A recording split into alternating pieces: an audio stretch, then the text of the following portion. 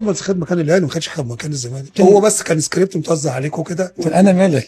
مش عايز اي اخفاق للنادي الاهلي، نقول بقى الزمالك زي سيد عبد العزيز جميل بحبه او منظم، نساله سؤال على الاهلي يجيب الزمالك في النص. يعني ايه يا كابتن جمال بيراميدز خد مكان الاهلي؟ يعني ايه بس؟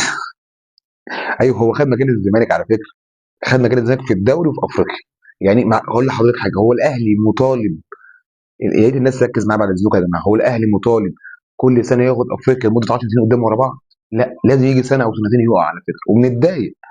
ده لازم، ده ريال مدريد ما عملهاش باوروبا، ده لازم. يعني مثلا الاهلي لما وقع والترجي يكسب مثلا بطوله افريقيا، يبقى كده الترجي مكان الاهلي؟ لا، هي كده سنه كده سنه كده سنه كده. لكن لما يجي بيراميدز ياخد التاني مكانك عشان مش عارف انت تصعد دوري ابطال افريقيا، هو ياخد مكانك ويصعد، يبقى خد مكانك. انت بتتكلم فيها يا كابتن جمال؟ خد مكانك. هو الزمالك نادي كبير، نادي عريق، لكن خد مكانك، خد مكانك بيصعد مكانك افريقيا، انت مش عارف تصعد افريقيا، انت اي كلام وتقوله وخلاص. يا جماعه حاجه والله العظيم، مش عشان خاطر انا اهلاوي يا جماعه، اقسم بالله حاجه بالعقل.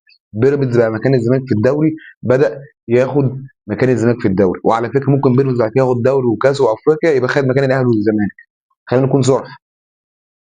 بس دلوقتي حاليا مكان الزمالك. انت يا جمال بقى مش عايز تقتنع، دي بتاعتك انت بقى مش بتاعتي انا.